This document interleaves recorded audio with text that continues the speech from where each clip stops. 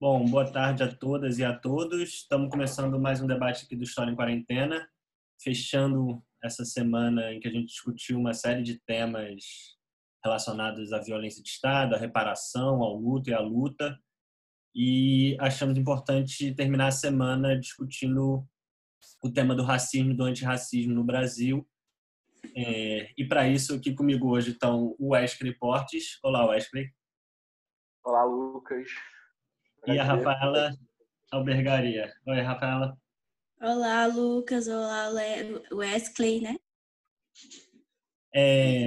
A gente achou importante ter essa semana porque, enfim, esse é um tema que já foi discutido aqui no História em Quarentena. A gente recomenda, então, quem quiser recuperar tanto as lives quanto o debate que foram feitos na semana sobre questões raciais. Um debate que participou a Mônica Cunha, foi bastante interessante, bastante importante, mas a gente entendeu que nesse momento em que esse tema ganha uma centralidade muito grande no debate público no Brasil e no mundo, era importante voltar a discuti-lo e também abordar novas questões, até porque é um tema longe e muito longe de estar esgotado, né? Então, eu vou só apresentar nosso convidado, nossa convidada de hoje e a gente começa a conversa. A Rafaela Albergaria, ela é mestre em Serviço Social pela UFRJ e é pesquisadora de temas relacionados a direitos humanos, políticas públicas e racismo. É familiar de vítima de violência do Estado e é uma militante antirracista, abolicionista e feminista. O Wesley Portes, ele é sociólogo e doutorando no IESP, da UERJ, onde atua em pesquisas sobre relações raciais, desigualdade, racismo e antirracismo, movimentos negros, partidos políticos e representação política. Eu queria começar perguntando para vocês uma questão em geral, assim, mas para que vocês pudessem contar um pouco para a gente quais são as particularidades, o que diferencia o racismo brasileiro. Rafaela, pode começar? Claro. Não, então,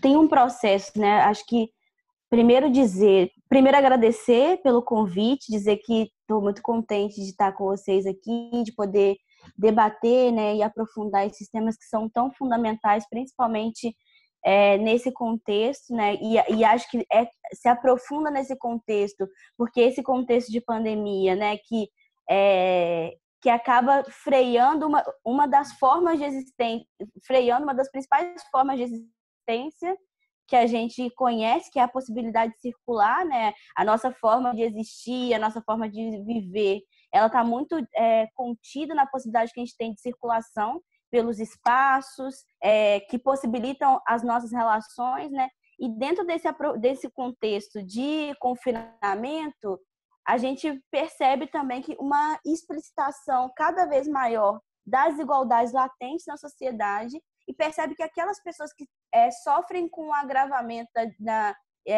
desse processo de pandêmico, né, as pessoas que estão mais vulneráveis dentro desse contexto de pandemia são também as pessoas que são majoritariamente pessoas negras, que estão ali na base da pirâmide social, que são majoritariamente as famílias, né, que vivenciam a pauperização e essa pauperização expressa nas várias formas de vivência, de acesso, de não acesso.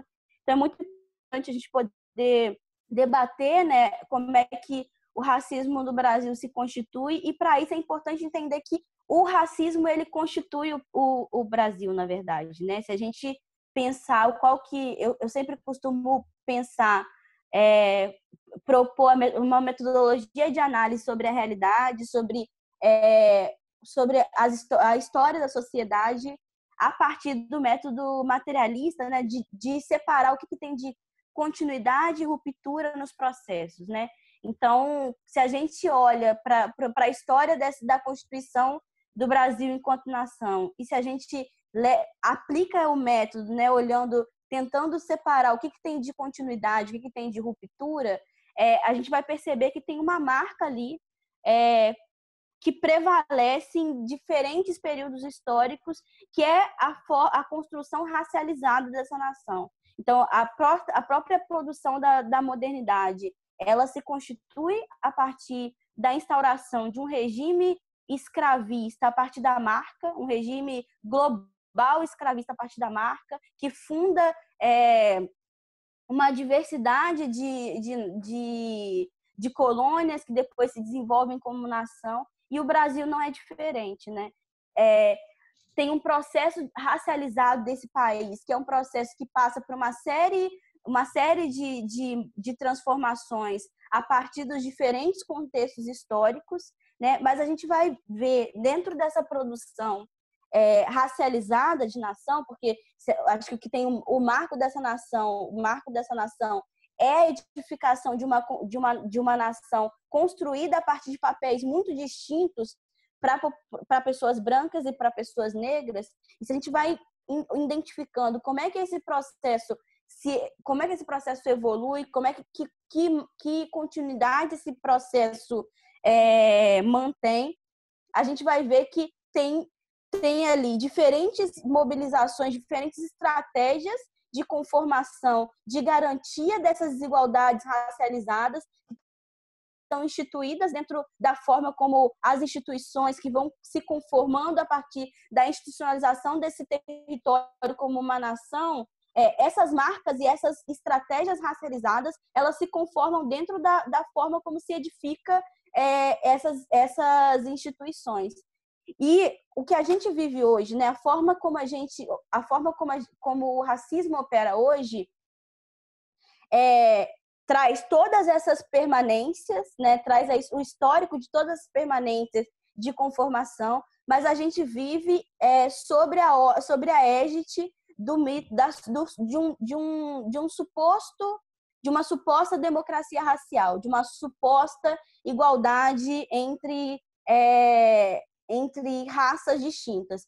Acho que é importante dizer, né, que dentro da leitura de raça que o movimento negro faz, não é essa leitura biologizante de raça. A gente sabe que está superado essa construção, superado a ideia, né, os ideais positivistas que diziam, né, sobre uma suposta inferioridade do negro em relação ao branco, fundado na biologia, na genética. Isso já foi superado, mas inclusive é essa superação de paradigma que justifica a edificação dessa suposta democracia racial. Então, por isso a gente adota a questão de afirmar a raça, que durante o giro, né, de que durante a frustração, a constatação que o projeto eugênico de nação, que dizia que para o Brasil ser um país evoluído,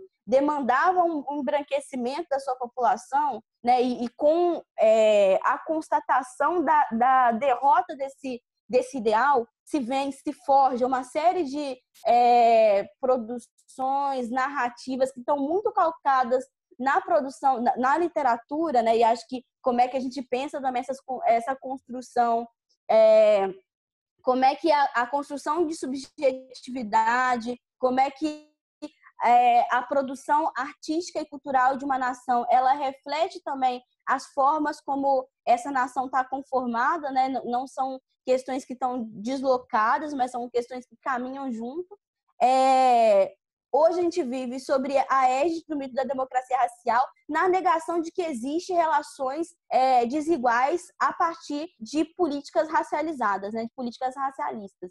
Então, a principal particularidade da forma como o racismo se coloca agora é da negação da existência de relações racializadas, né, e pela afirmação de uma suposta universalidade no acesso, de uma universalidade de direitos, também porque é marco da constituição do projeto capitalista, né, do projeto de poder que se coloca como um projeto que tenta, né, se forjar como um projeto ontológico, né? Então, quando a gente olha, acho que o direito tem um papel muito fundamental na forma como o racismo sobre o mito da democracia racial, como ele está colocado, porque o direito, essa constituição de universalidade, ela funciona como um endosso, como afirmação e como referendo de que não existem relações racializadas. Então, os direitos constituídos também como universais para qualquer corpo que está colocado dentro da sociedade, esses direitos eles partem de uma afirmação positiva de universalidade, mas quando a gente olha para a materialização dessas relações, a gente vê que, inclusive, por toda essa Constituição e com todas essas permanências que se remodelam em diferentes contextos históricos, mas que permanece como marca central o corpo que é selecionado para sofrer violência, o corpo que é selecionado para sofrer toda a brutalização da exploração e o extermínio a partir dessa edificação, né, de um projeto de nação branco que não foi rompido, porque por mais que se tenha a constatação de que o projeto eugênico não se realizou, ainda hoje, quando a gente olha para a política de extermínio do Estado, a gente vê que é a confirmação e a continuidade desse projeto eugênico que se coloca a partir de outras justificativas, que mobiliza outras justificativas para se fazer concretizar, né? E quando a gente olha, acho que a dimensão, né, tem essas duas dimensões na forma como o racismo se coloca hoje, que é essa dimensão da universalidade, da forma como a sociedade, como essas estruturas do Estado utilizam a justificação e a tentativa de referendo de um suposto projeto de nação pautado na igualdade, né, na diversidade. Mas, em contraposto, quando a gente olha a operacionalização das políticas públicas, das políticas sociais, a gente vai ver que que essas políticas elas são fundamentais para a garantia das continuidades, das desigualdades estruturais que estão colocadas na sociedade, que tem como fundamento as desigualdades raciais. Não sei se queria ouvir também, não me estender muito, mas para a gente estabelecer um diálogo, queria mais ouvir também o Wesley. E a gente vai conversando. Então, Wesley. Não, eu tenho pensado, quando a gente pensa qual a especificidade do racismo brasileiro, tem um certo paradoxo aqui no Brasil, porque o que ficou mais marcado como a nossa identidade nacional era a ideia de um país onde era inexistente a qualquer tipo de racismo, né? O Brasil não seria um país onde formas de conflitos raciais abertos teriam se manifestado durante a sua república, durante o período capitalista. Nesse sentido, eu acho que uma das principais características do racismo brasileiro é que ele é um racismo, em algum grau, que opera num discurso antirracista. O que eu estou querendo dizer isso? Assim? Quando a gente pensa os principais aspectos discursivos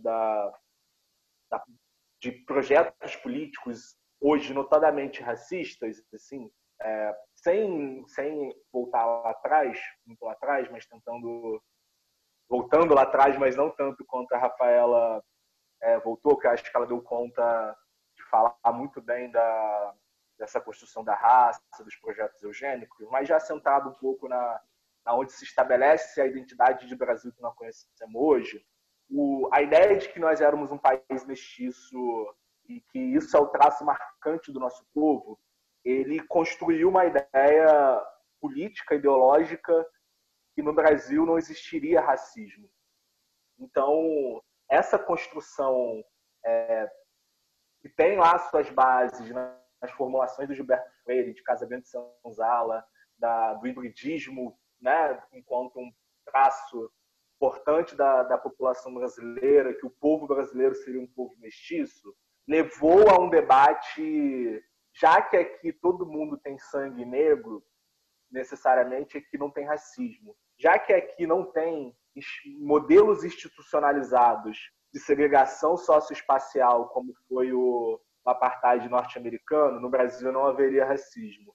Como aqui não tem o apartheid tal qual a África do Sul, aqui não tem racismo. Então, uma suposta integração do negro na sociedade, uma relação harmoniosa que seria se estabelecido durante a formação social brasileira, que aí entra aí o mito da miscigenação enquanto um traço marcante, haveria diluído qualquer tipo de conflito, e o racismo brasileiro ele se opera aí. Ele se opera numa negação da raça enquanto um determinante para discutir as desigualdades brasileiras. E é que você negou durante muito tempo, sobretudo a partir da década de 30, o segundo período do Estado Novo, com Getúlio Vargas, onde essa noção de povo brasileiro e a questão da mestiçagem ela ganha forma e se estabelece enquanto um projeto político de nação, essa questão ela foi escanteada. Mesmo apesar de 350 anos de escravidão, de todo um processo naquele primeiro momento da República, onde ideologias racialistas, eugênicas, de embranquecimento da população brasileira, elas haviam sido implementadas, né, como o caso da migração, mesmo com a inserção desigual dentro de uma sociedade capitalista que se desenvolvia no Brasil, sobretudo a partir da década de 30, e todas as desigualdades que se produziam ali, se tinha uma perspectiva de que não existia racismo no Brasil. Então, as permanências, então, o racismo brasileiro ele não é direto e reto. Ele não fala negros são inferiores. Ele atua num lugar da associação, né?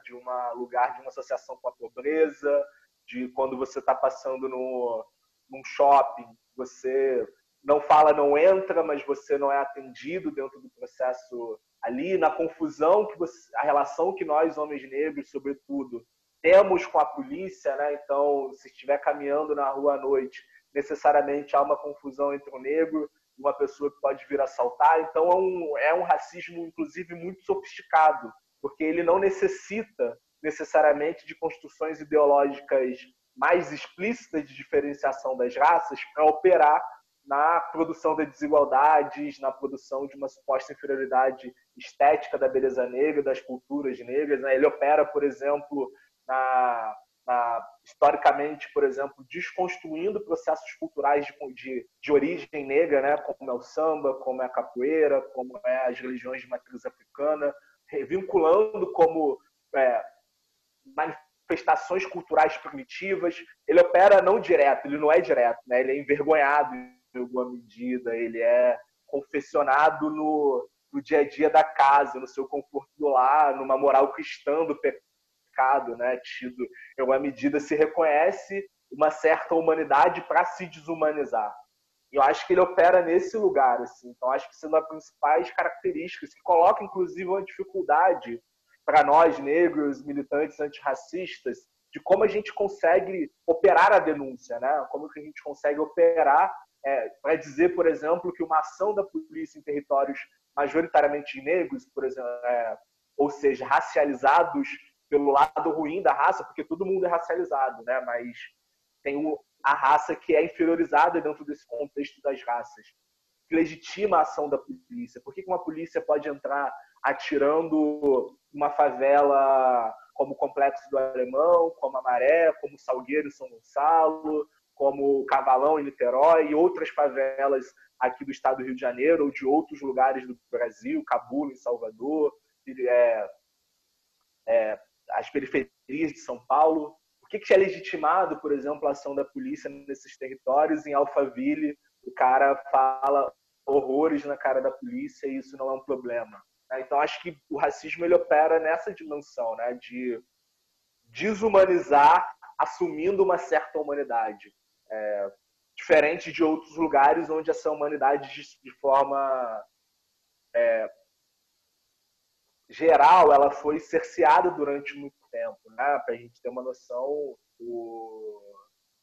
a segregação racial nos Estados Unidos ela só se encerra em 1965 e o apartheid na década de 90, né? Então, existe, apesar de a realidade dos negros em ambas essas realidades, seja onde tem um grau de racismo institucionalizado pela letra da lei e aqui no Brasil onde não se teve durante um período mais longo, a nossa condição nesses lugares é a mesma, né? Mas acho que essa separação de como ela é mediada com a realidade nacional é importante também para a gente tentar entender até como a gente combate o racismo no Brasil, que ele tem suas especificidades, ele tem uma historicidade aqui, ele tem uma história política aqui que é importante a gente trabalhar.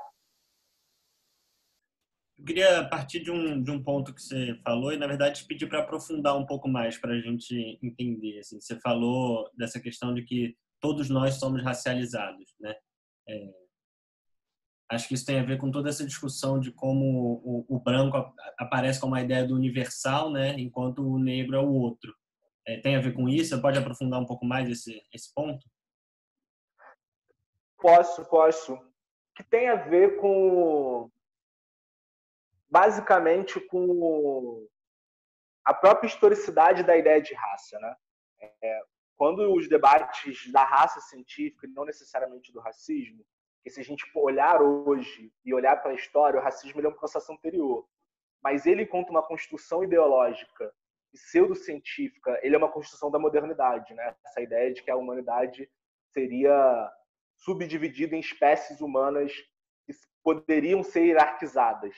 E essa percepção das raças, que existem raças, ela seria identificada através do fenótipo. Então, todos os grupos humanos eles são racializados. O ponto significativo disso é de que, confundido com processos religiosos que concediam à raça branca uma certa pureza, uma certa normalidade, vamos dizer assim, o que tem de mais divino na sociedade, como isso foi construído, como isso se misturou, e como essas hierarquias foram produzidas também, né? O branco sempre no topo da hierarquia. Quanto mais branco, mais superior como que isso se produziu através da modernidade. A raça branca se produz enquanto produto final da evolução das raças. E esse produto final é uma coisa que não precisa ser questionado. Então, eles produzem os outros, né? Os outros são construídos a partir de um lugar do universal, daquilo que é mais... E isso desencadeia para as construções culturais, para os projetos de civilização, para as construções das nacionalidades. Eu acho que é desse lugar que nós precisamos discutir, inclusive, né?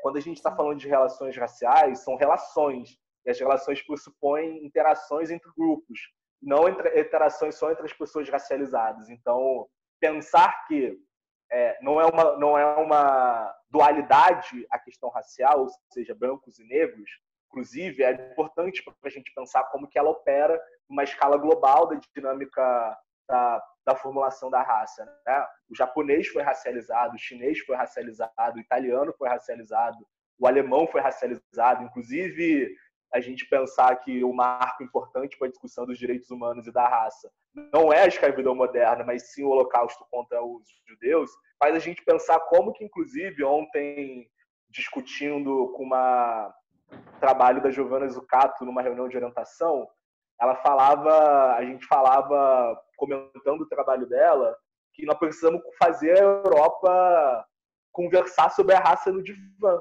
Porque ao mesmo tempo que eles criticam a Alemanha nazista, eles esquecem que o processo colonial é o que tem de mais evoluído do debate sobre as raças, da inferiorização de um povo.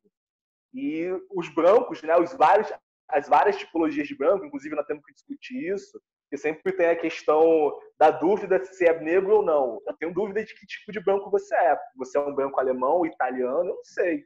Não dá para tratar vocês, brancos, como uma coisa universal sem entender as diferenças de vocês também e como que os processos de colonização da branquitude foram produzidos, né? A Espanha colonizou, Portugal colonizou, a Inglaterra colonizou, a França colonizou, e são projetos de branquitude diferentes que também tem conflito entre eles, mas eles estão na escala de cima, na escala do poder, enquanto nós negros estamos disputando entre nós na escala do não poder, né?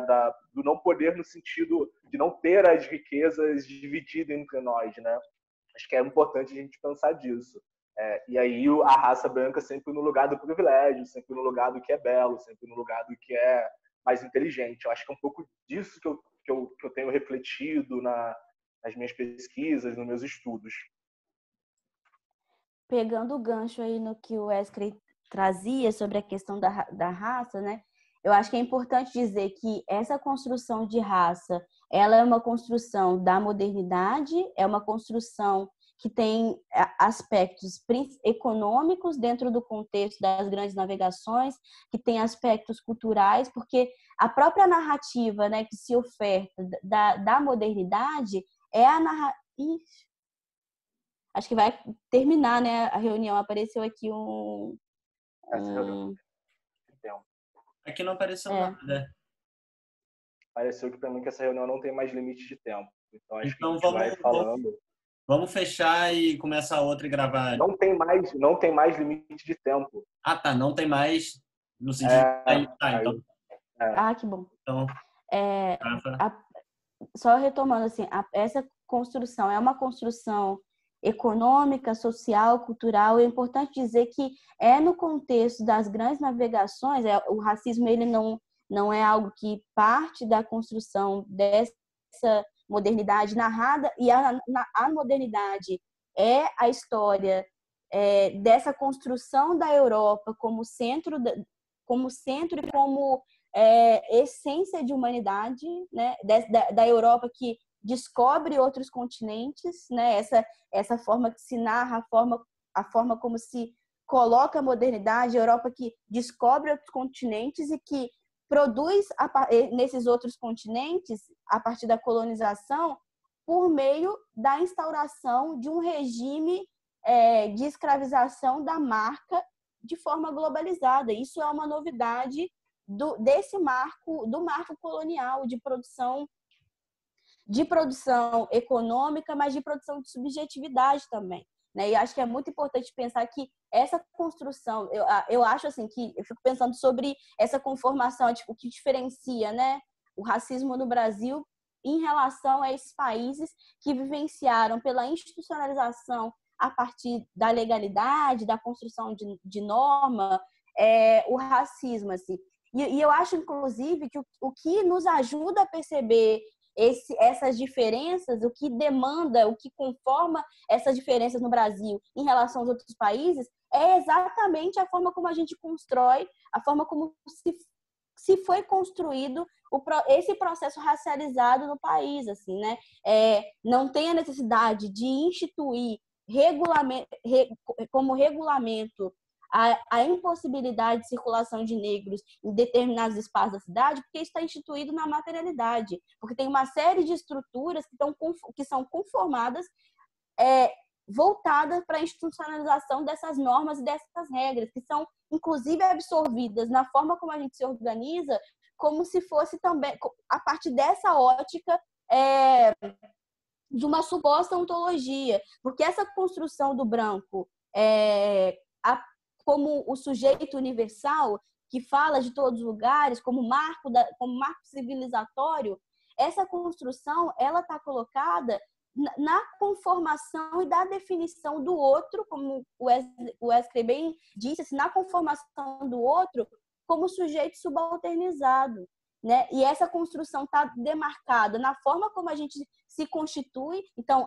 o processo de colonização, ele conformou de uma forma muito material pessoas brancas e pessoas não brancas. Ele foi a forma como a gente se constituiu enquanto nação foi a partir dessa definição racializada de corpos brancos e de corpos não brancos. E acho que tem uma passagem que eu acho que explicita muito esse processo racializado, que fala sobre os acordos do Congo, do rei Afonso II, se eu não me engano, com o rei de Portugal,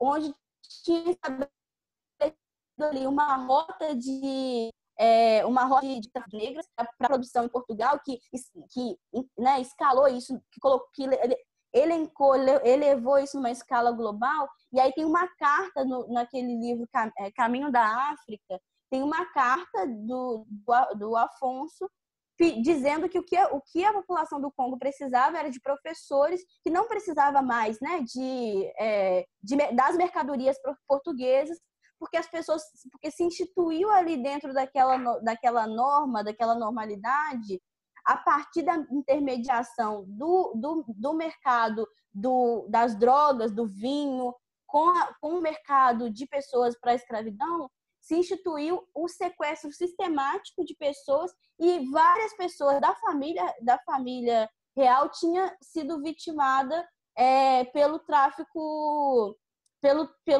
de pessoas. Então, isso não aconteceria com um rei de nenhum outro país da Europa. Isso não aconteceria com nenhum familiar de um rei branco. Então, essas normas, né, e essas barreiras, essas fronteiras de quais são os corpos que vão ser violados, de quais são os corpos que vão ter constituídos como garantia o direito de não ser violado, isso tá na definição, na conformação dessa modernidade de uma forma racializada. Eu acho que o principal marco da modernidade é a racialização de todas as relações econômicas, políticas, sociais que englobam todas essas relações, né?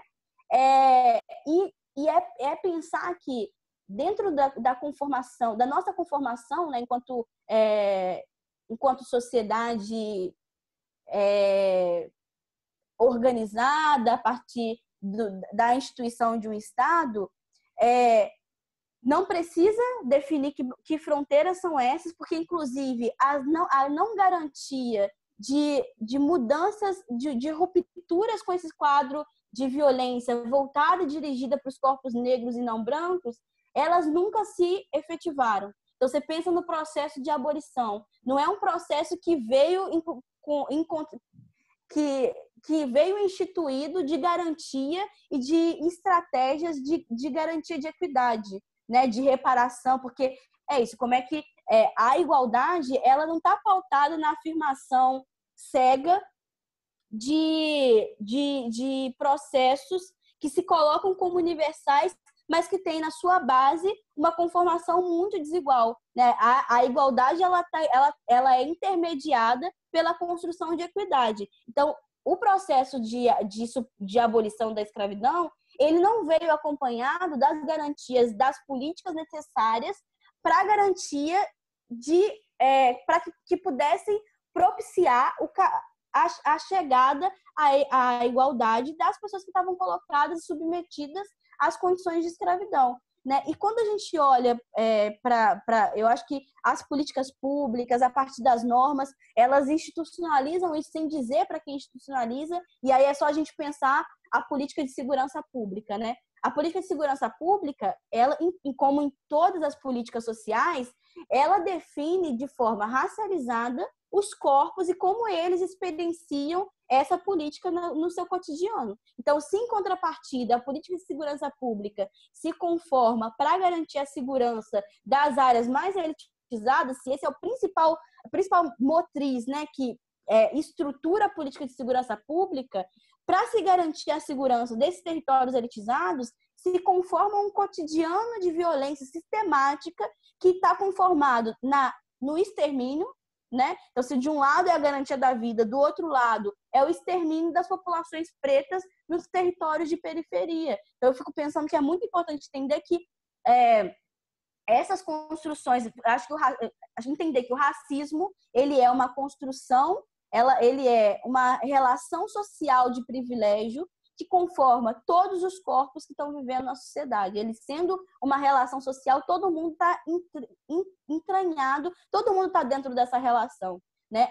A questão é que as pessoas experienciam essa relação de lugares e de formas diferentes. Então, se a gente, né, se a população preta experiencia o racismo a partir das desvantagens que conformam o não acesso em várias políticas, e eu acho que mais uma vez, essa dimensão do direito ela é muito importante para entender como é que essas questões estão constituídas na materialidade. Se a gente experiencia os direitos pela desvantagem, e aí quando a gente olha, acho que a forma de observar isso é olhar para como estão estruturados todos os equipamentos públicos, as normas, como é que elas estão estruturadas no território de periferia e como é que elas estão estruturadas no território mais elitizado. Então, se a gente experiencia do lugar da desvantagem, as pessoas que estão constituídas dentro dessa relação de privilégio pela lógica da garantia de direito como cidadão, essas pessoas experienciam pelo privilégio, pela garantia, né? Então, todos nós somos conformados dentro dessa relação, dentro desse sistema de privilégio. E aí, as instituições, né, que pensam a forma como essas normas e como essas políticas estão definidas em cada espaço, essas instituições elas também são conformadas prioritariamente por pessoas brancas que experienciam do lugar do privilégio e que vão por essa Constituição, reproduzir a lógica das desvantagens e dos privilégios dentro dessas instituições. Então, não é à toa que esses lugares de poder são ocupados por pessoas brancas e que esses espaços, que o racismo institucional ele é determinante para a continuidade das estruturas de violência, né? Queria voltar num ponto que vocês colocaram nas primeiras respostas, que tem a ver com essa dimensão específica do racismo no Brasil. E vocês estavam comentando como esse racismo se estrutura a partir de uma ideia de que ele não existiria, né? Que é isso que vocês estavam comentando da ideia da democracia racial. Então, eu queria colocar a pergunta sobre as denúncias em relação a isso, né? Como as lutas antirracistas, o movimento negro se desenvolveram historicamente para denunciar essa ideia de que o Brasil seria o país da harmonia racial, do paraíso das raças, como um mito, né? E aí surge essa ideia da democracia racial como um mito. Ou seja, quais são historicamente as lutas antirracistas no Brasil e como elas deram conta de, nas últimas décadas, principalmente, conseguir, de alguma maneira, colocar no debate público que, sim, racismo existe, sim, racismo é um problema central e a gente precisa encarar isso, não dá para acreditar mais na democracia racial, que é um mito. Rafaela, começa? Pode ser. Então, as lutas, acho que é importante destacar que a luta antirracista não é algo que está contido também dentro do contexto atual, né? Acho que todos os avanços, inclusive a conformação dessa suposta igualdade, ela está pelo avanço sistemático da população negra e dos movimentos negros de resistência e de luta por existência, porque isso é muito material, né? Isso não está no lugar de uma ideia, e eu fico pensando que é isso, como as instituições elas são as forjadoras dessas relações desiguais, o movimento negro sempre se organizou para disputar essas instituições e para denunciar como essas instituições elas são determinantes para a conformação dessas relações desiguais. Eu fico pensando muito que a luta de por cotas raciais, né, para acesso a esses lugares de poder, é uma luta histórica do movimento negro, né,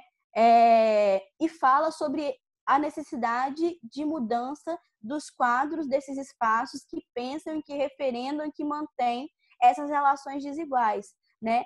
E a forma, eu fico pensando também que a forma como a gente produz conhecimento, né, que não está desassociado dessas instâncias de poder, se você olhar para a universidade.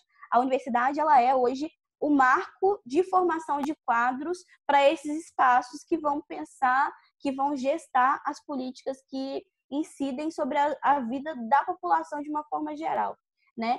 E a disputa pela mudança desses espaços está colocada exatamente porque a forma como se conformam as políticas elas são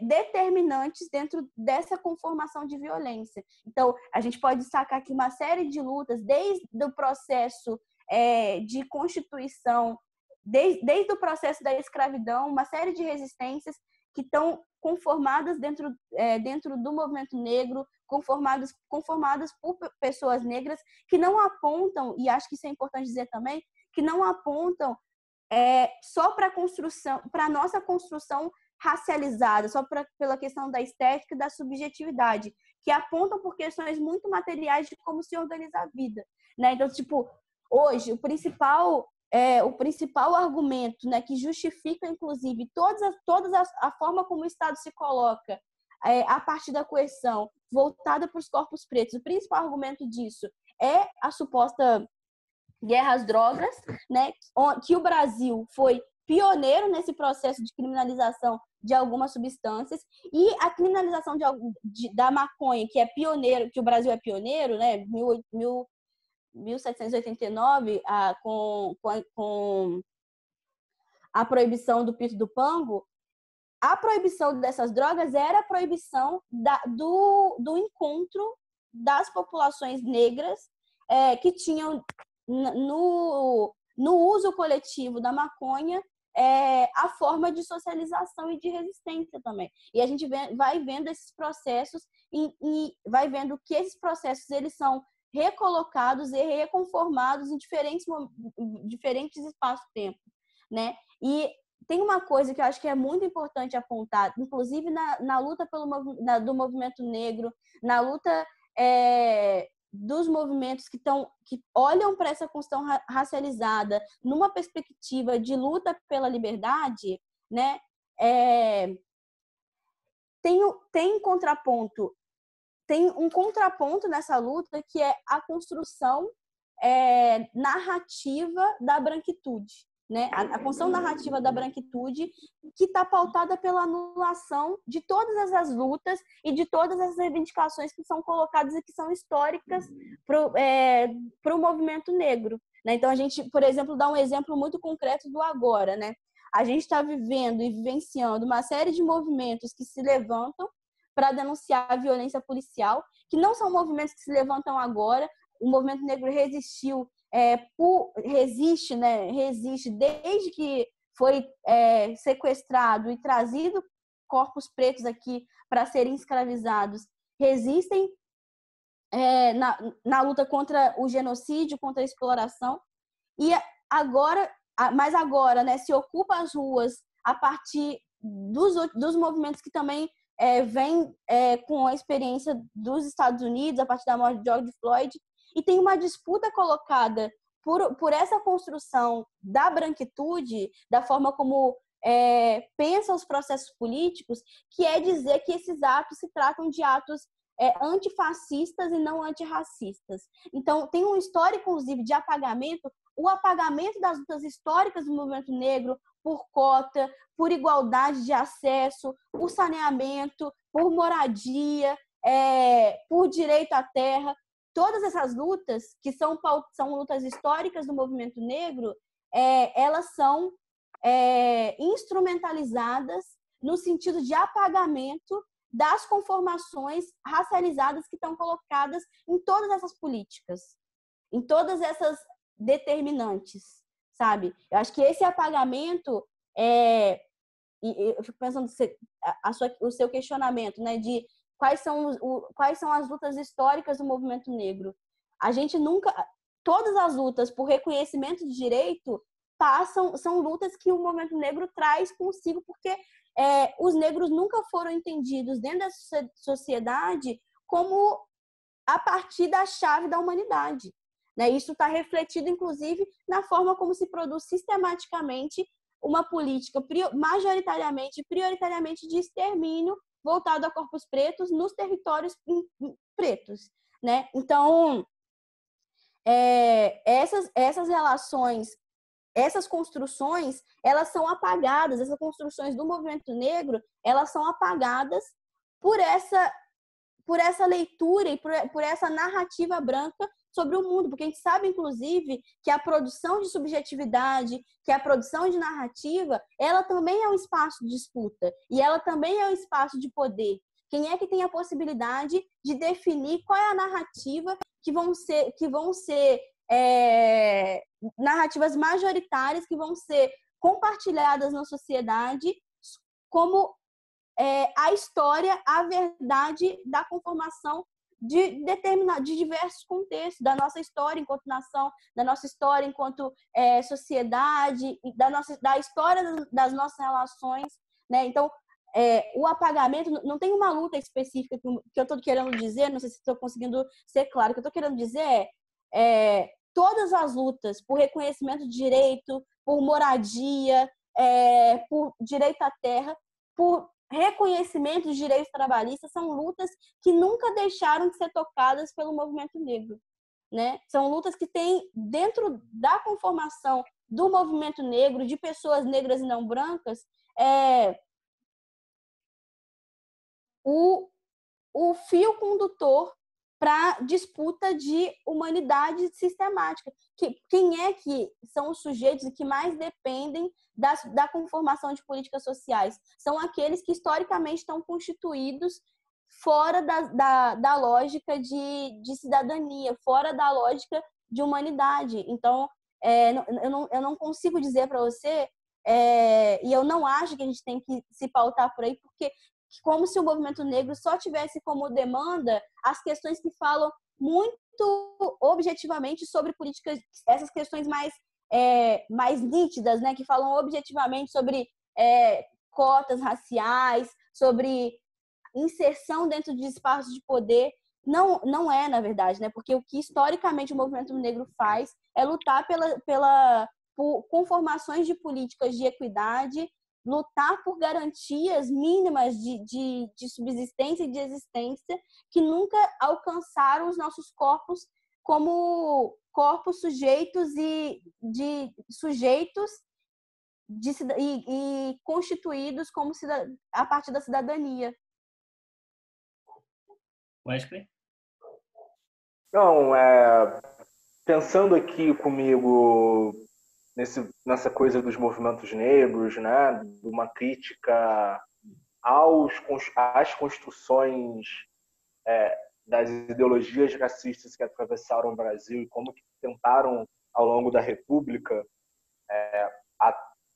mobilizar isso, acho que o ponto fundamental de inflexão para a gente estabelecer uma crítica mais sistemática ao mito da democracia racial, eu acho que tem a ver com ressurgimento ou refundação, várias formas de identificar isso, mas o ressurgimento de expressões organizadas do movimento no período de redemocratização, especificamente o movimento negro unificado. Porque tem uma certa lógica de organização de movimentos negros anteriores à ditadura, que em algum momento eles flertam com essa ideia de democracia racial enquanto horizonte, ou então num diagnóstico mesmo, tendo em vista que, de fato, o Brasil tem um processo distinto de outros países. Aqui não existiu, como a gente sempre fala, né, a gente teve um processo de fato de interação entre raças diferentes, a despeito de como isso foi produzido historicamente, mas a ideia do mestiço, né, essa coisa é muito forte de fato na sociedade brasileira.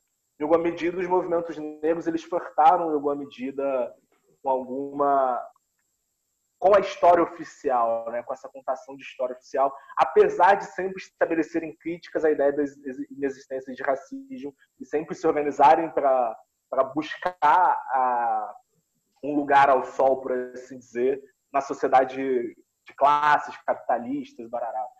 Lembro, inclusive, tem um texto do Luiz Augusto Campos, meu orientador, que ele tenta compatibilizar dentro da obra. Ele fala que ele trabalha com a ideia que o Guerreiro Ramos, o sociólogo negro, que foi do Teatro Experimental do Negro, ele tentava compatibilizar uma crítica ao racismo no Brasil com a ideia de democracia racial. Então ele flertava com isso.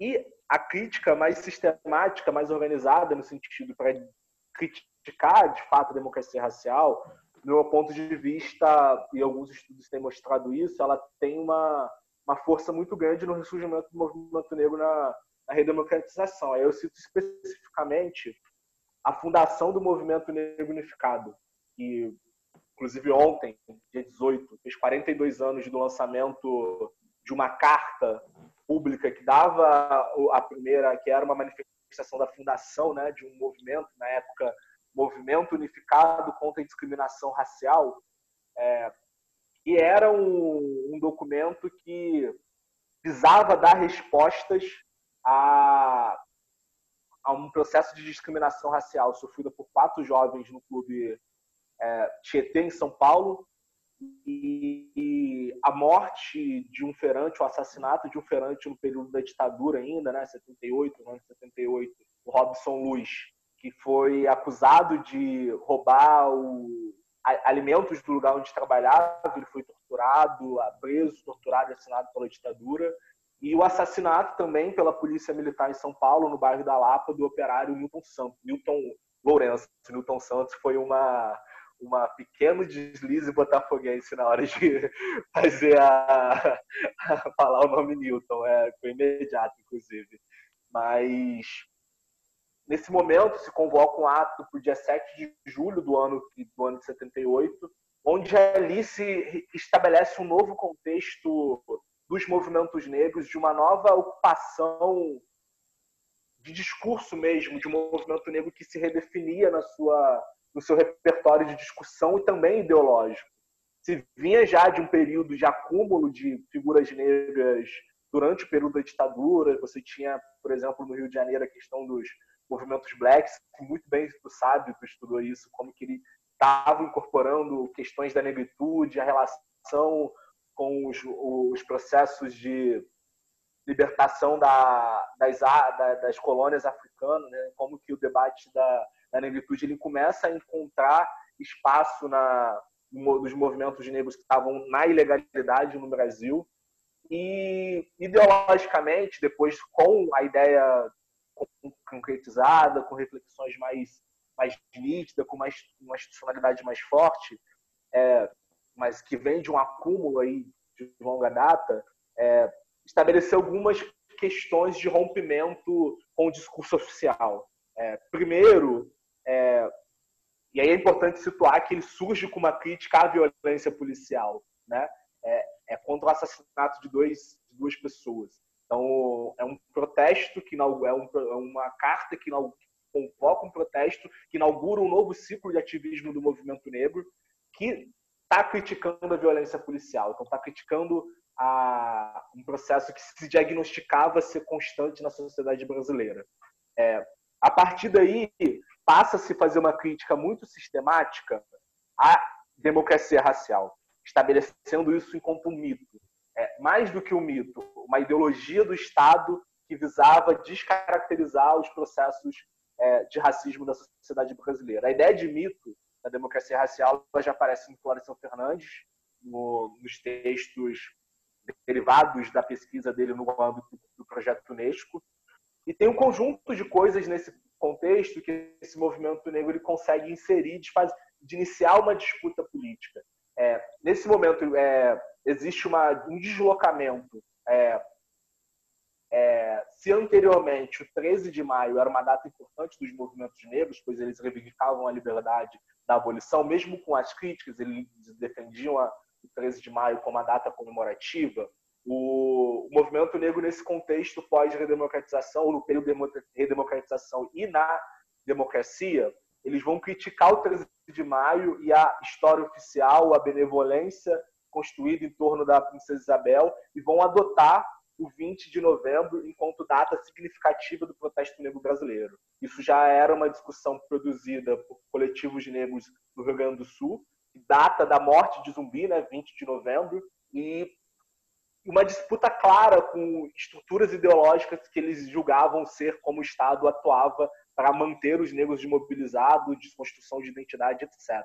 Nesse sentido, passa a se criticar todas as ideologias que estão por dentro que sustentam a ideia de democracia racial, sobretudo a ideia de mestiçagem. A crítica que o movimento negro vai estabelecer a mestiçagem ela é muito forte. Isso muito conversado com a academia, por exemplo. Em 1979, a gente tem publicado uma tese do Carlos Rosenbaum, inclusive ela está aqui pertinho, por sorte. É esse livro aqui, Discriminação e Desigualdades Raciais no Brasil, que visava estudar essa coisa das desigualdades raciais no Brasil. Carlos foi, durante muito tempo, professor do UPERJ, hoje ESP, né?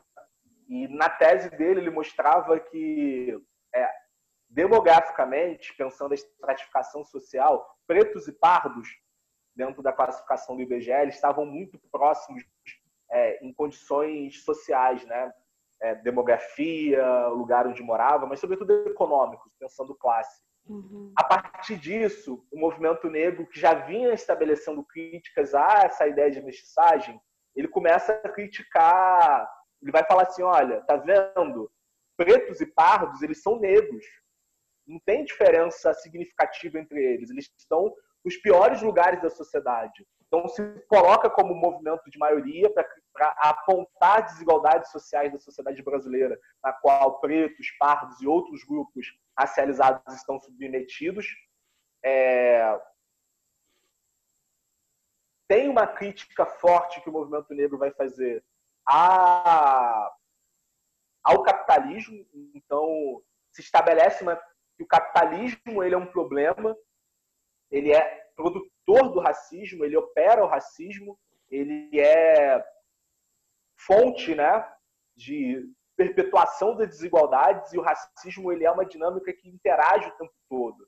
Porque se tinha uma ideia anteriormente, e isso vai estar no Florestan Fernandes, alguns movimentos negros também tinha essa percepção anterior, de que o desenvolvimento do capitalismo e a trabalho livre assalariado permitiria mobilidade dos negros dentro da sociedade. A gente percebeu, e essas pesquisas posteriores, elas vão mostrar que não. Pelo contrário, o racismo ele opera na dinâmica, inclusive, da competição capitalista. Ele se redefine, ele se organiza em outros marcos, mas continua construindo a manutenção dos negros e negras dentro dos lugares mais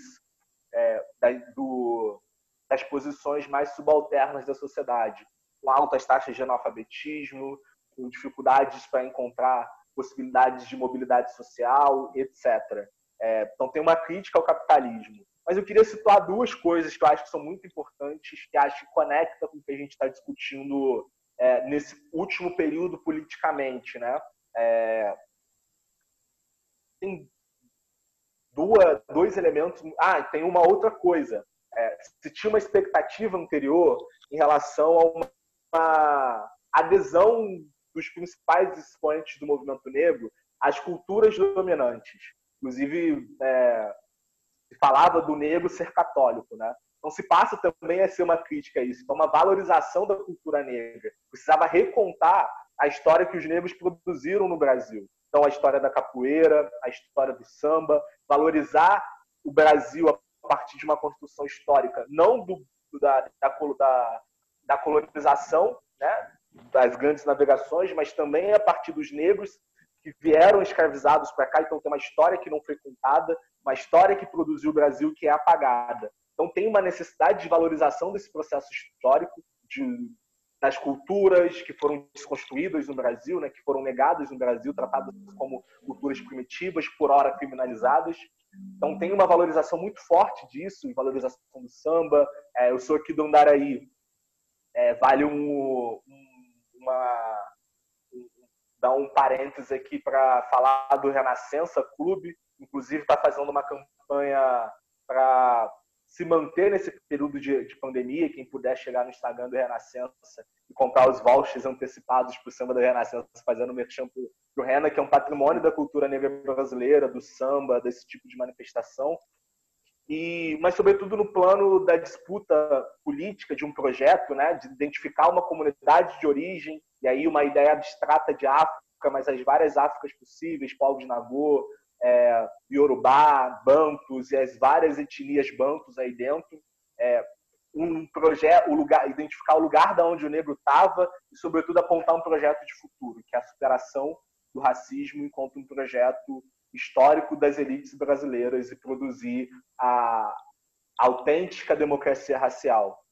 E aí eu acho que tem dois elementos muito importantes para a gente pensar agora, e as persistências dentro disso, é que, primeiro, a consolidação da redemocratização ela não foi capaz de resolver grandes dilemas da população negra, ou seja, a democracia não foi capaz de reconhecer a humanidade dos negros e impedir impedir a violação constante dos direitos humanos da população negra, que é uma tônica durante toda a história, não só durante a ditadura, mas durante toda a história da formação da sociedade brasileira. Então, a violência policial continuou, a alta mortandade de jovens negros ela continua se acirrando, a ampliação do encarceramento em massa da população negra. O Brasil hoje é o terceiro país do mundo em população carcerária que é majoritariamente negra.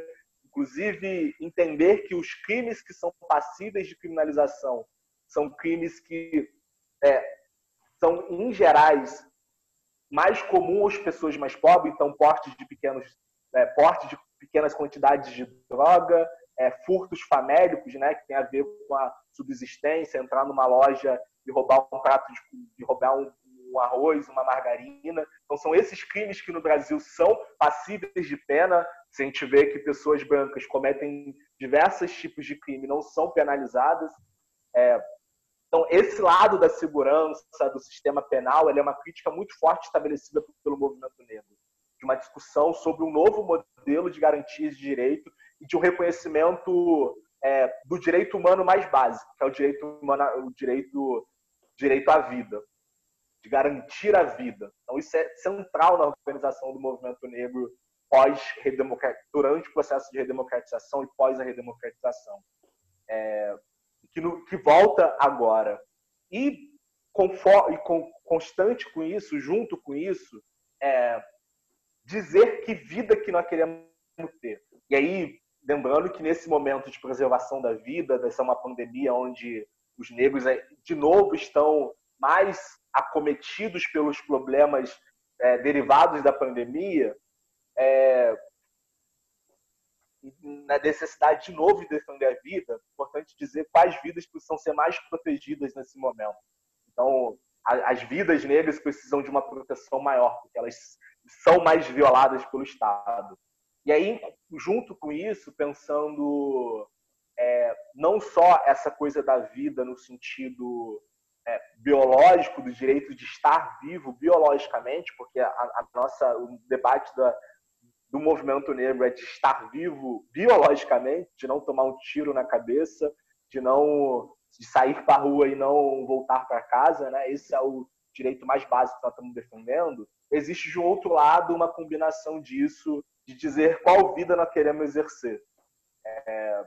Então, nós precisamos de política pública de moradia, nós precisamos de política pública no contexto da educação, e aí, por isso, um debate que já está rolando desde a redemocratização sobre o estudo de história e cultura negra e ameríndia nas escolas, negra e indígena nas escolas, a necessidade de políticas de ações afirmativas, a necessidade de você fazer debates sobre a saúde da população negra, mas, sobretudo, das políticas de ações afirmativas.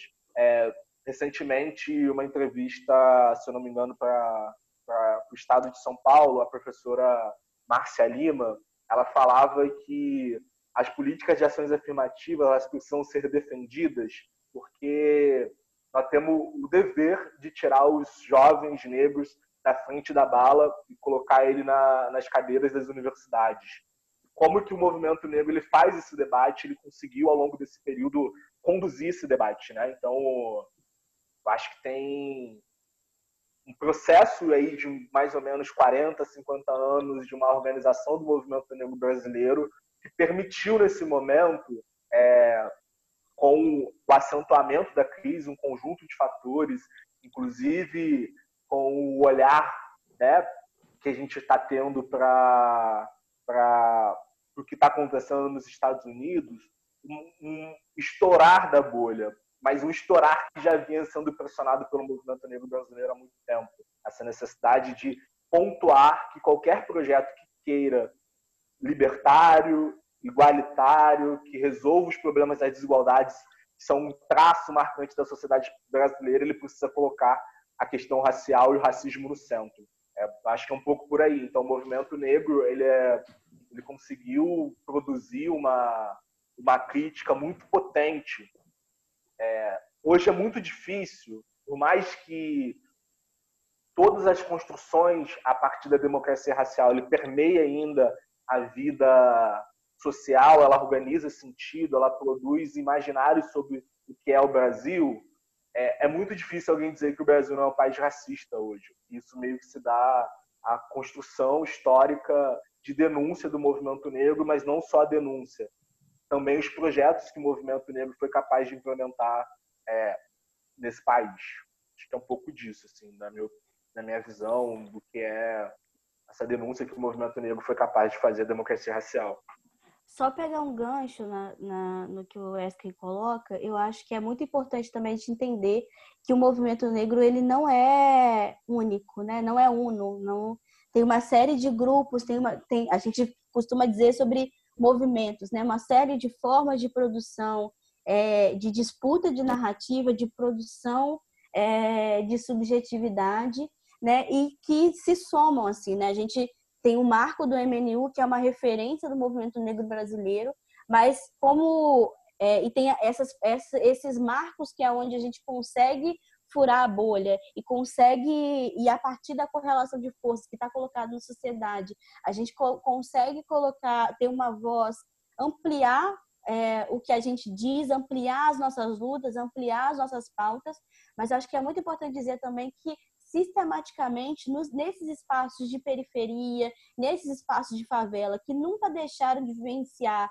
a violência, seja pela polícia, seja pela falta de estruturas, de equipamentos públicos organizados nesses territórios, porque o racismo ele não tem uma forma de morrer, né? A bala, a violência policial é a violência mais nítida, né? Mais brutal, que é tão claro, esfregado na nossa cara. E eu acho que nesse sentido a violência policial é clara mesmo, né? Tipo, é uma conformação de política de genocídio sistemático, ainda atrelado a essa ideia e esse desejo das elites brasileiras brancas de embranquecerem essa nação, né?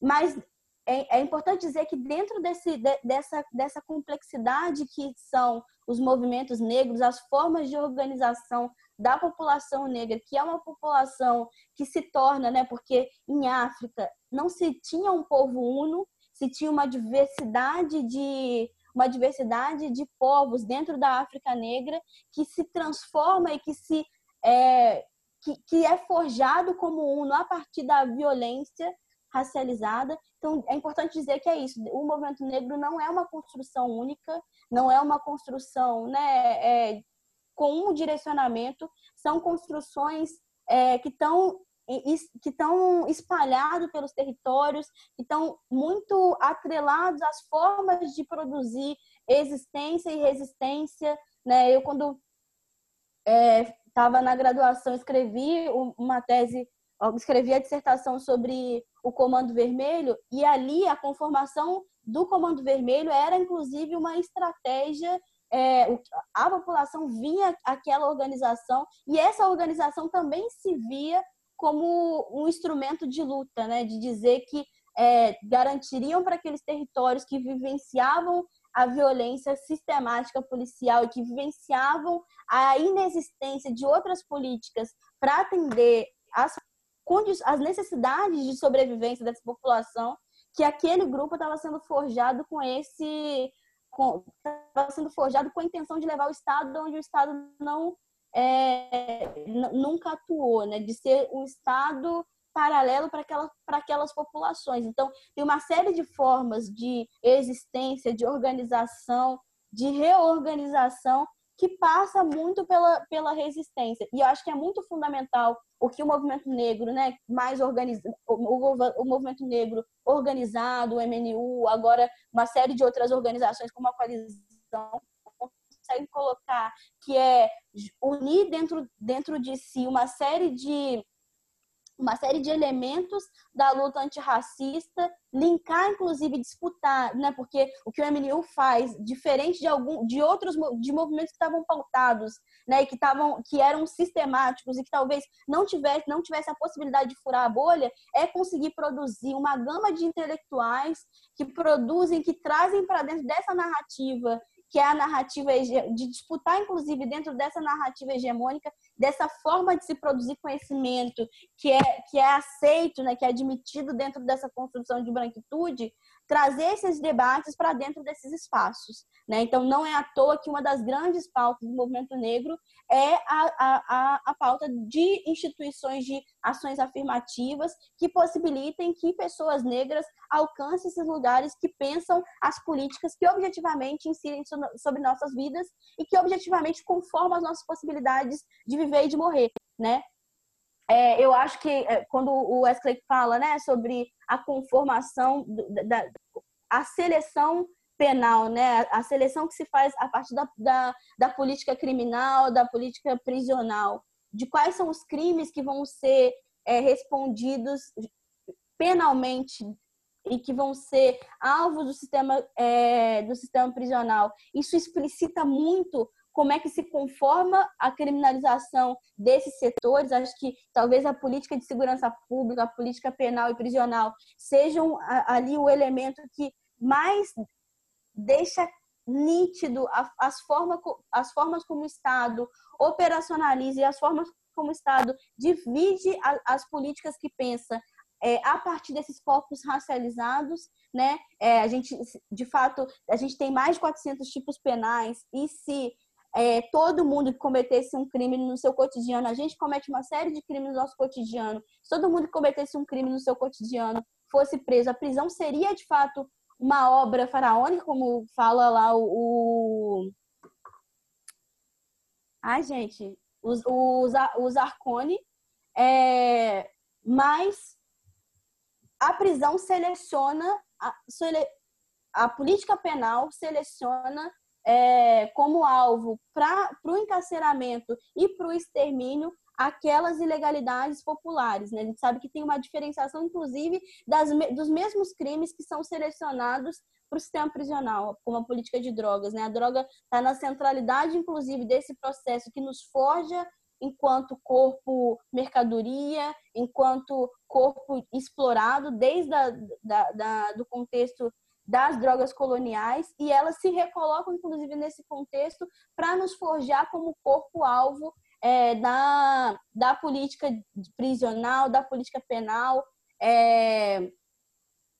E essa conformação de corpo-mercadoria, a luta também do movimento negro é para constituição de humanidade e não como mercadoria, porque a gente continua sendo, inclusive dentro do contexto atual de conformação da suposta política, da suposta guerra às drogas, da política prisional, a gente segue sendo instrumento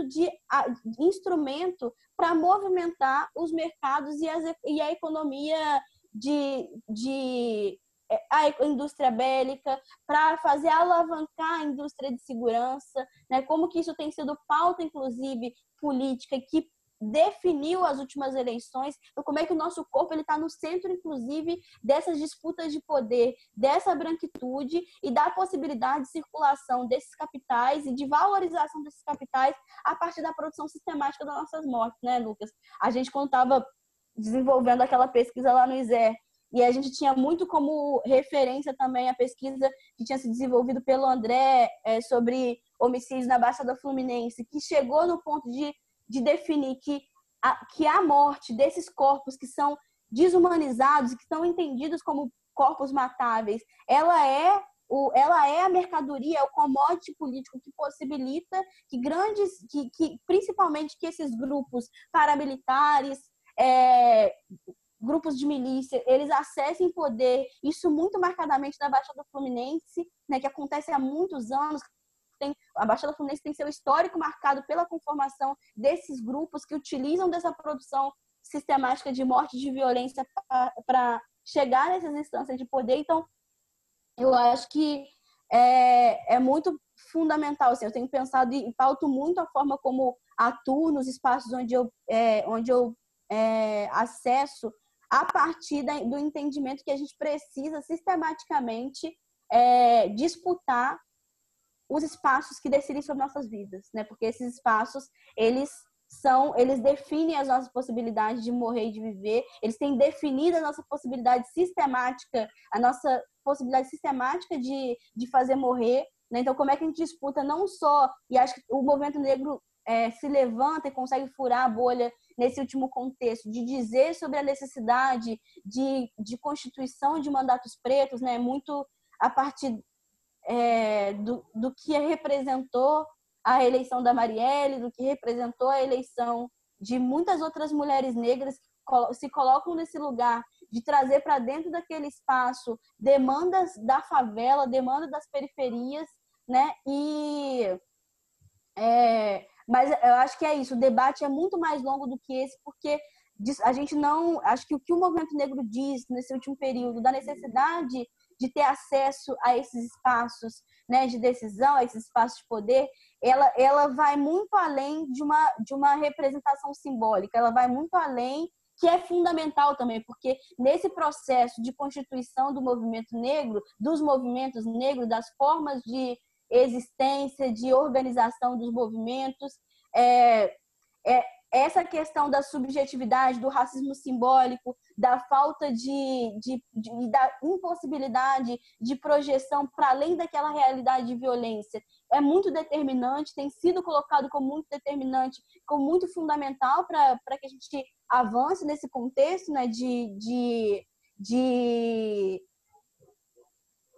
pressão para a Constituição, para que esses corpos pretos sejam constituídos e sejam olhados com humanidade, com direito, mas ele também é muito material e fala desse lugar da necessidade de se pensar a partir de demandas materiais, porque só para não me... Juro que eu vou tentar não me estender, eu sei que às vezes a gente, né, inclusive contrapondo essa lógica de um sujeito universal e da forma como essas construções como a construção de conhecimento se coloca, né, a partir da requisição de um afastamento, de um distanciamento do objeto, por mais que a gente tenha avançado, né, dentro dessa discussão, essa discussão ainda marca o contexto, marca a forma de produção de conhecimento no Brasil. Eu acho que é muito importante começar a gente entender que todo mundo, nesse lugar, né, de relação racializada, nesse lugar de um sistema de privilégio, todo mundo se move a partir daquilo que lhe é material. Então, aquilo que me move, aquilo que move a minha curiosidade, que move a minha vontade e os meus desejos, parte daquilo que eu vivenciei, daquilo que é material para mim. Esse distanciamento e essa centralização de pessoas brancas dentro desse espaço de poder que decidem sobre políticas que nunca utilizou, em sua maioria, né? Isso forja sistematicamente um cotidiano de violência pelo apagamento dessas demandas que são muito materiais e que precisam ser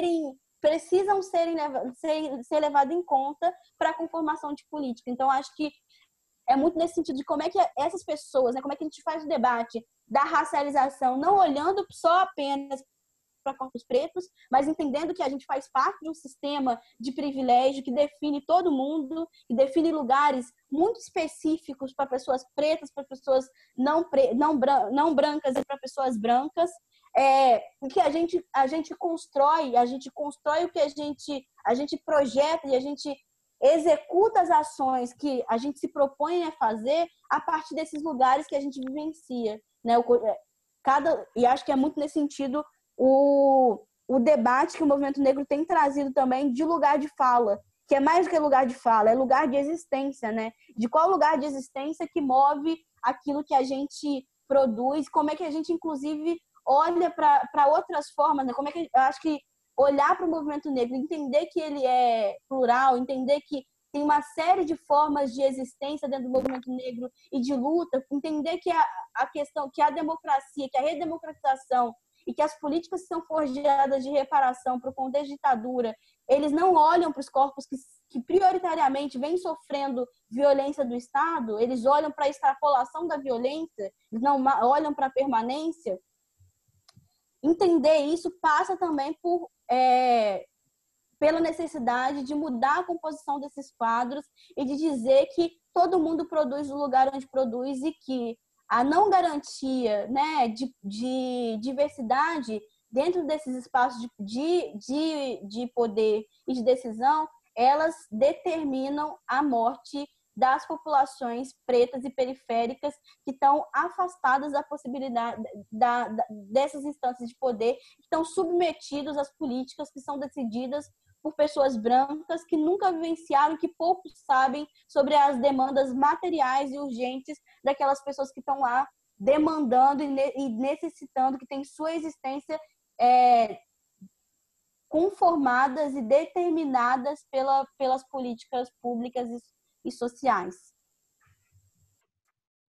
A gente já estourou bastante nosso tempo. Eu queria fazer só uma rodada de considerações finais, colocando um tema que ainda não apareceu e que, enfim, como vai ser só nesse momento de encerramento, evidentemente a gente não vai conseguir aprofundar o suficiente, mas queria que vocês comentassem um pouco, pelo menos já também fazendo como fala de encerramento, que é esse debate que também não é novo, mas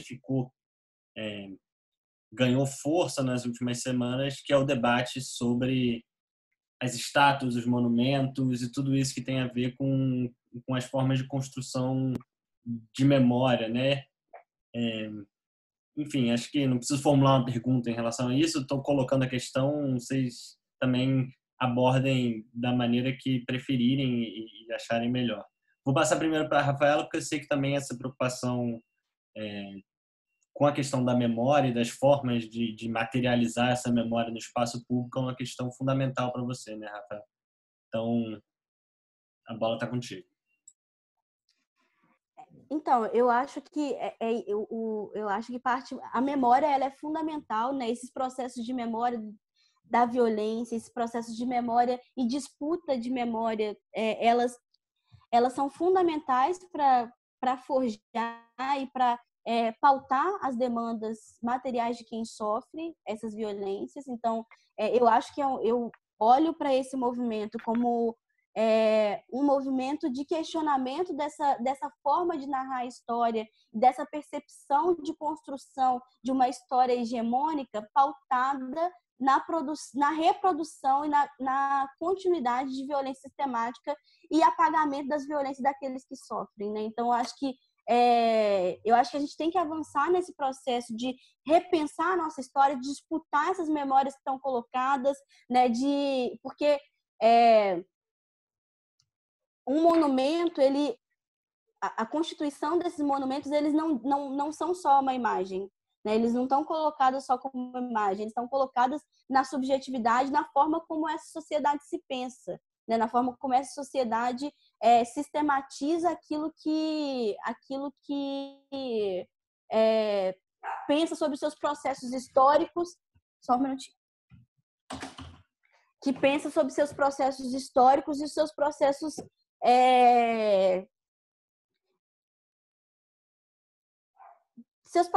de socialização, assim. Então, acho que vem muito no avanço, né? E nesse novo avanço, nessa nova radicalização do movimento negro, de questionar esses lugares. Acho que tem se pautado muito, né? A partir das violências que tem sofrido. A gente tem agora os meios tecnológicos possibilitaram, né, que é como se essas violências acontecessem dentro de casa, né?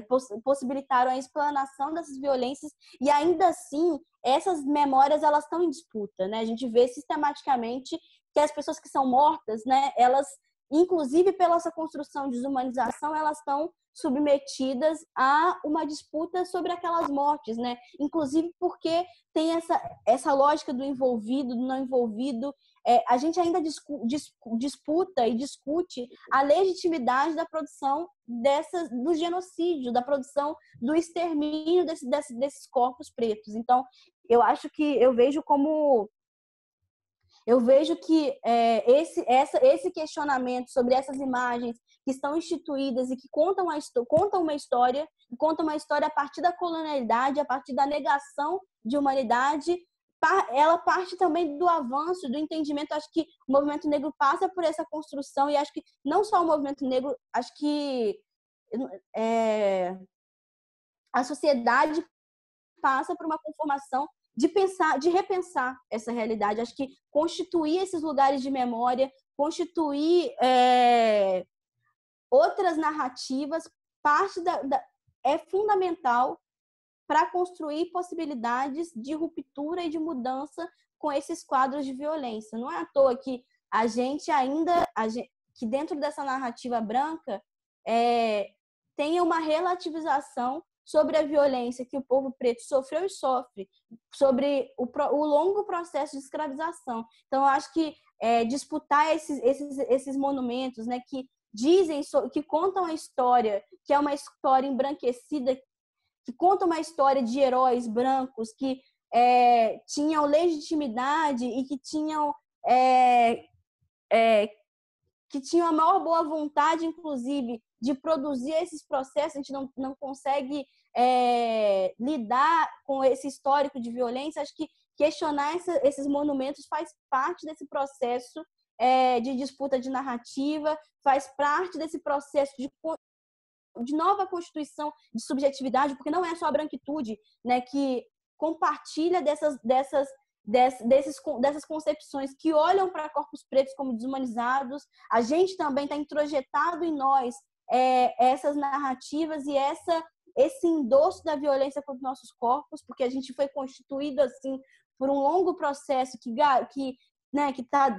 tem dentro dele rupturas e continuidades. Então, a disputa desses espaços e a constituição, a necessidade de disputa por memória, de memória desses processos de violência, de recontar a nossa história, de contar sobre outra perspectiva, né, que fale sobre a nossa existência, a nossa resistência, as violências que a gente sofre, que questione a legitimidade da violência em relação a corpos pretos. Ela é fundamental para o avanço e para o nosso entendimento enquanto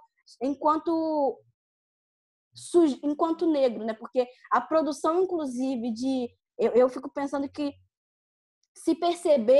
a gente se percebe negro dentro desses processos, né? A gente não nasce, inclusive, como demonstrou a ruptura com esse debate biologizante, a gente não nasce preto, a gente é constituído dentro dessa sociedade a partir desses lugares, dessas etiquetas que estão voltadas aos nossos corpos, né? E conseguir extrapolar a lógica que legitima a violência, que legitima uma suposta inferioridade dos nossos corpos, conseguir estabelecer instrumentos que passam por mecanismos de produção de memória é fundamental para a gente poder avançar enquanto sociedade. Acho que quero, assim, por fim, dizer que a luta antirracista, ela não é uma luta, e acho que a conversa que a gente teve aqui hoje deixou isso muito claro. A luta antirracista, ela não é uma luta do movimento negro, ela não é uma luta das pessoas negras, ela é uma luta universal, porque é um sistema de privilégio que envolve pessoas brancas e pessoas pretas, e o processo de violência racista, que não está colocado só pela violência policial, mas que está colocado também na negação de acessos e na negação de direitos e de entendimento desses corpos pretos como cidadãos, em determinados contextos históricos, ela extrapola, né? Era o que a gente falava muito, né, Lucas? Que esse processo de violência, o processo de violência no Brasil, ele não se conforma a partir da ditadura militar, ele se conforma muito antes disso. A gente tem uma constituição disso, enquanto sociedade, que é uma constituição de violência, né? Só que essa violência que a gente legitima em relação a determinados corpos, que são, na percepção da sociedade, corpos desumanizados, essas violências em determinados contextos históricos, elas extrapolam, como extrapolou na ditadura, né, que tiveram implementações de técnicas de tortura que sempre foram aplicadas em relação à população preta, que nunca deixou de ser aplicada, inclusive no processo de redemocratização. Essas violências, elas extrapolam em determinados contextos. Então, como é que a gente precisa entender que a luta antirracista é uma luta universal, né? E quando a gente tiver reconhecido, enquanto o povo preto tiver reconhecido,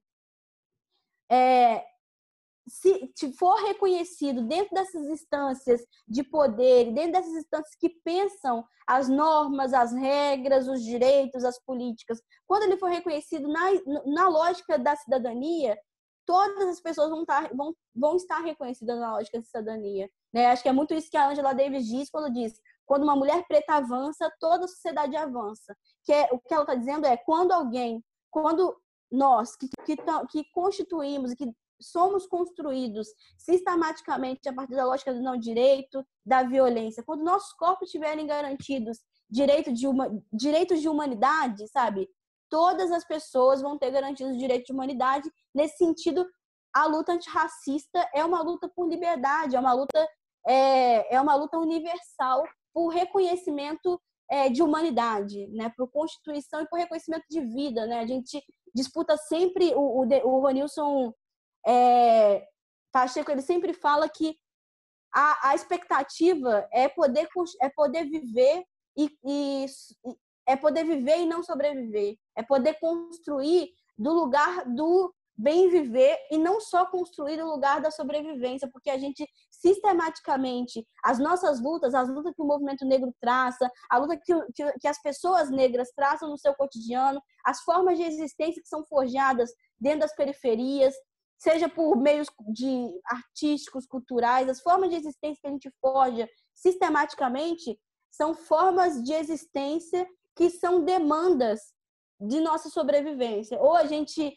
luta, ou a gente resiste, ou a gente se organiza dentro dos espaços onde a gente vive, dentro dos espaços onde a gente trabalha, dentro dos espaços onde a gente atua, ou a gente morre sistematicamente. Então, acho que é muito isso que eu queria dizer, queria agradecer mais uma vez o convite, agradecer por poder aprender com o Wesley também, eu não conhecia, bom poder te conhecer, te ouvir, um prazer estar aqui. E me colocar à disposição, dizer que a gente segue junto, né, que a gente segue lutando. Eu acho que é muito importante a gente seguir discutindo isso. Eu acho que agradecer, Lucas, por ter aberto, né, essa possibilidade de diálogo e a gente conseguir trazer para dentro dessas formas de produção de conhecimento, desses lugares de produção de conhecimento, outras perspectivas que passam, inclusive, pela disputa dessa narrativa. O nosso desafio não é só derrubar os monumentos que falam e que legitimam a violência sistemática sobre povos, né? Nossa disputa é também conseguir conformar isso no nosso cotidiano e colocar isso na forma e nas relações que determinam as nossas, que estão colocadas e contidas no nosso cotidiano. Obrigado, Rafael. Wesker.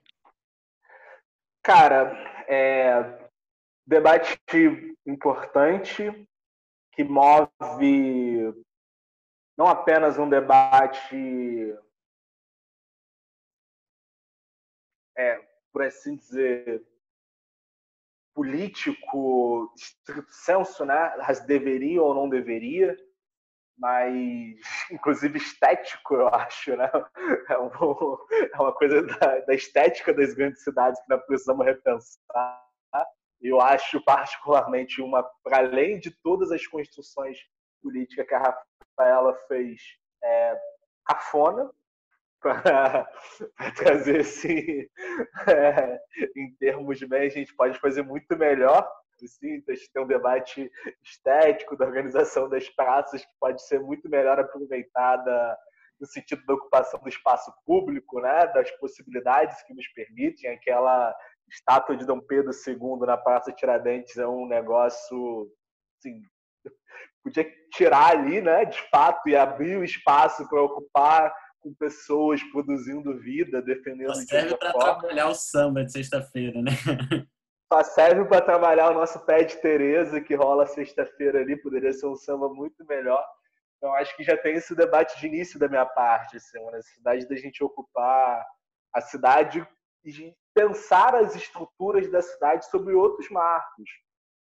Mas aí, trazendo para o lado político, que eu acho que é importante, essas estátuas elas estão de forma muito direta vinculadas à construção de uma história oficial. Elas coadunam, né, com uma construção de história dos vencedores, né? E os vencedores, no caso brasileiro, são aqueles que oprimiram, aqueles que escravizaram, aqueles que sequestraram negros e trouxeram eles para para serem escravizados nas lavouras, nas minas, nas casas grandes, né? E que ao longo da história isso foi se redefinindo, sendo outros exploradores, outras pessoas que são os vencedores, a pequena parte da população brasileira. E é parte da história, de fato, isso. Mas é uma parte da história que não precisa ser valorizada, que não precisa ser colocada em praça pública. Eles merecem um outro lugar da história, um outro tipo de reconhecimento, né? E eu tenho falado muito que nós precisamos contar a história por completo, não a história dos vencedores e daqueles que construíram esse país. Eu acho violento, né, a gente ter que lidar com algumas estátuas ali. A minha defesa, sem dúvida, que a história ela continua em construção. E botar a estátua abaixo é a construção da história, manter a construção da história. Tem um papel histórico de você derrubar, e para os saudosos que acham que é um processo interessante, mesmo para recontar, bota no museu fechado e que lá se faça o devido debate de quem são eles. Porque...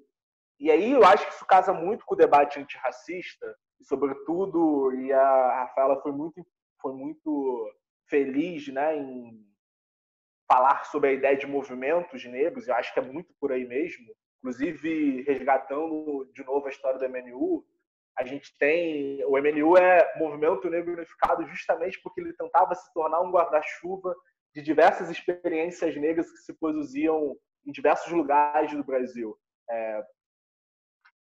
O Instituto Brasileiro de Pesquisa Negra, o IPCN, Renascença, o Quilombo do Candeia, Afoxés na Bahia. Então tinha vários movimentos ali e que estavam tentando contar uma outra história, de dizer que o Brasil tem uma outra história a ser contada, uma história que foi apagada, uma parte da história que é apagada, uma história que não se quer reconhecida. Por mais que, inclusive, o movimento negro tenha conseguido, e os negros brasileiros, não só os movimentos negros, mas os negros brasileiros tenham conseguido incorporar dinâmicas culturais nossas, histórias nossas na história oficial. Lembra que, quando a gente estava lá no início, a Rafaela falou sobre a construção das teorias de embranquecimento, né? Ali nós tínhamos um Brasil que se propunha... O Wesley Dias, que inclusive só dá o devido crédito, foi o Wesley Dias que falou que os europeus precisam ter uma conversa no divã sobre os seus processos racistas. Também sociólogo e pesquisador no IESP-UERJ.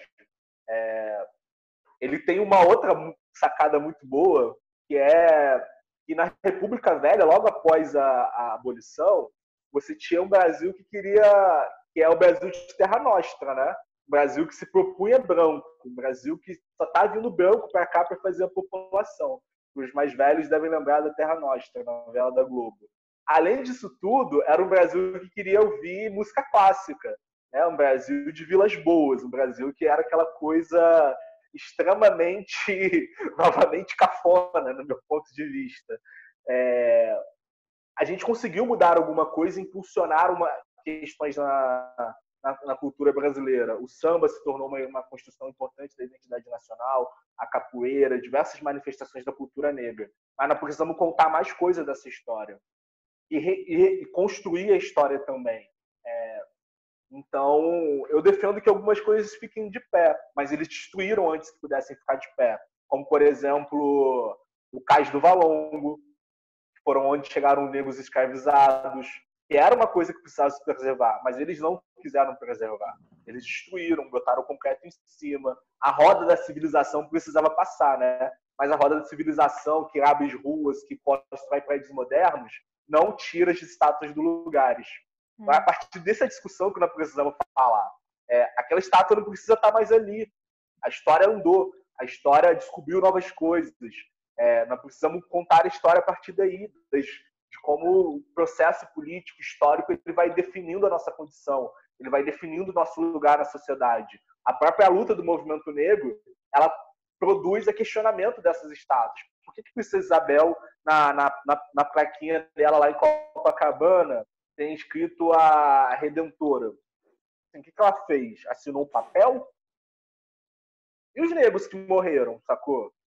E o zumbi que teve a sua cabeça cortada e botada em praça pública? Inclusive, só confessar um incômodo com a estátua de zumbi que tem na Presidente Vargas, que é só o busto, né? Acho que a gente tem que, inclusive, fazer um debate sobre o corpo inteiro do zumbi. A gente não pode deixar só a cabeça dele lá, dar esse imaginário do decapitamento. Botar um corpo nele.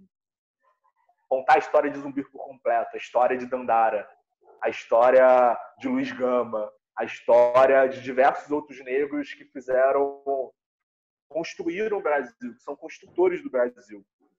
E que, a despeito de uma história de opressão, a despeito de uma história de violência, de não garantir direitos, de não possibilidade de experimentar, ou que não queriam que a gente experimentasse a vida, nós continuamos produzindo a vida, escapando das balas, escapando do desemprego. A gente vai produzindo a nossa vida, contando a nossa história. Se as nossas histórias não estavam no livro antes e nós estamos começando a escrever ela, que é assim que eles fazem, né? Precisa escrever no livro. A nossa história foi transmitida de forma oral. Temos muita coisa para contar, temos muita coisa para dizer, e temos muita coisa para desconstruir também. Então, novamente, eu sou um daqueles que acham que temos que debater enquanto sociedade qual é o papel daquela estátua ali, não necessariamente chegar lá só e botar abaixo, mas por que tem uma estátua de Dom Pedro ali na Praça Tiradentes? Ou por que o nome da Praça Tiradentes? Por que tem uma praça chamada uma rua chamada Nino Rodrigues? Por que tem uma rua chamada Getúlio Vargas e não tem uma rua chamada Candeia, uma rua chamada de vários outros negros que foram muito importantes para a história? E, por fim, num momento como esse, onde a gente hoje, né, chegamos a mais de 45 mil mortos, vítimas do Covid-19, onde temos a cada 23 minutos um jovem negro morrendo, onde a maioria da população negra está sofrendo com os processos que a pandemia desencadeou, né, de uma paralisação parcial da economia, que não estão conseguindo trabalhar, tendo as suas rendas drasticamente afetadas. Por que se preocupa com uma estátua do jeito que se preocupa com uma estátua? Assim, por que tem tanto valor uma estátua? O que significa isso? E a vida morrendo ao lado, jogos de futebol acontecendo, querendo retomar a dinâmica de futebol. Por que uma estátua é tão importante e a vida negra não tem muita importância ou nenhuma? Ela pode ser perdida e pode ser uma estatística. Pode ser um número dentro desses 45 mil, enquanto uma estátua precisa ser defendida e precisa ser estabelecido o nome e localizado ela na história. Acho que é disso que se trata. De quem precisa ser defendido e de quem não precisa ser defendido. É um prazer estar aqui conversando com vocês. Prazer conhecer a Rafaela nesses novos tempos. A gente tem conhecido muita gente através dessa interação com o celular, que tem uma foto de vocês falando para mim. E espero, no momento oportuno, no momento que a gente puder voltar a fazer a nossa vida de novo, nos encontrar, tomar uma cerveja, bater esse papo presencialmente e tirar essas estátuas de onde elas estão, para colocar outras pessoas no lugar. É isso. Obrigado, Wesley. Já está combinado o encontro ao vivo pós-pandemia. A gente vai fazer esse debate. Já que tu é um bom cozinheiro, né? Vou convidar para comer. Pois é. Aproveitar para falar que essa foi eu estava falando para vocês antes da gente começar a gravar, né? Que esse foi o primeiro debate, desde o início, acho que a gente já gravou mais de 15 debates, esse foi o primeiro que, enfim, gravei com dois queridos companheiros, amigos, pessoas com quem eu tenho a oportunidade de aprender já desde antes desses tempos pandêmicos. Então, foi realmente especial essa conversa. Queria agradecer muito a Rafaela Albergaria, o Wesley Portes, agradecer a todas e todos que estão assistindo a gente. Lembrar que o História em Quarentena está nas redes sociais, Twitter, Facebook, Instagram. Todos os debates que a gente já fez antes estão no nosso site também, www.historiaemquarentena.com. e também estamos subindo nossas lives e nossos debates na forma de podcast no Spotify. O História em Quarentena é um projeto organizado pelos historiadores Melanito Luatz, Paulo César Gomes, Carlos Trindade, Natália Guerelos, Mariana Menezes e, por mim, Lucas Pedretti. Obrigado e até semana que vem. Valeu, gente. Tchau, tchau.